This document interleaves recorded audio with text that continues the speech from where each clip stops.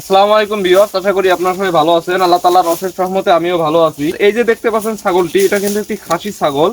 তো এই ছাগলটাকে কিন্তু আমি বাড়তি কিছু খাবার দিয়ে থাকি। তো আমার দুইটি খাসি ছাগল আছে, আর এই খাসি ছাগলটা সামনের বছর কোরবানি দেব।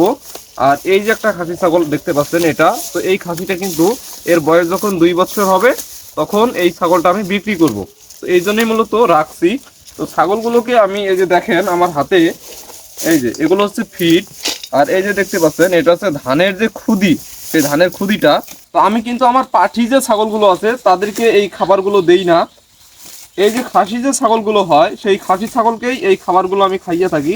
তো দেখেন এরা কিন্তু অনেক পছন্দ করে এই খাবারগুলো। তো অনেকেই বলেন যে খাসির চেহারা হয় না। তো আপনারা এইভাবে যদি খাসিকে খাওয়ান, এই যে ফিড এটা কিন্তু শুকনাই খাওয়াবেন। আর এই যে ধানের খুদিটা এটাও কিন্তু আপনারা এমনি শুকনাই দিবেন। দেখেন কত সুন্দর খাচ্ছে।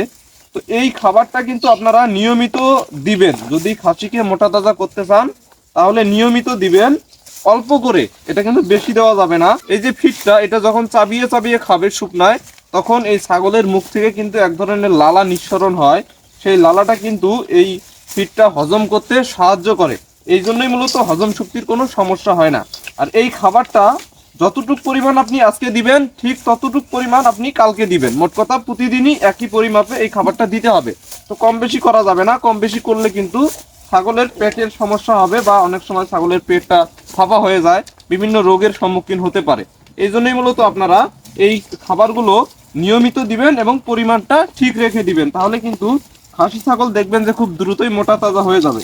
আর এই খাসি ছাগল কিন্তু খুবই ভালো। পাঠা ছাগল কিন্তু আপনার পিছে পিছে ঘুরবে না। আর একটা ছাগলকে যখন আপনি খাসি করিয়ে দিবেন তখন কিন্তু ছাগলটা আপনার শিকারীর মতো হয়ে যাবে।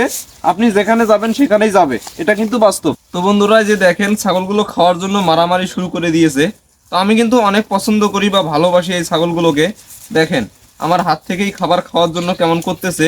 আর এই খাসি দুইটা কিন্তু আমি যেখানেই যাই আমার পিছে পিছে চলে যায়। তো বন্ধুরা, আপনারা যারা খাসি ছাগল লালন পালন করেন শখ করে, আপনারা কিন্তু এই খাবারটা খাওয়াতে পারেন।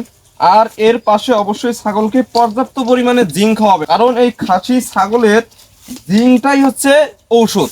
আর অন্য কোনো ওষুধ তেমন গুরুত্বপূর্ণ না। কৃমির ওষুধ আর জিঙ্ক, এই দুইটা ওষুধ যদি আপনি নিয়মিত দিতে পারেন তাহলে কিন্তু খাসি ছাগল অটোমেটিক হয়ে যায়। আর বর্তমান বাজারে খাসির অনেক দাম। তো দেখেন মারামারি শুরু করে দিয়েছে খাওয়ার জন্য। তো আমি কিন্তু নিয়মিতই এইভাবে খাওয়াই।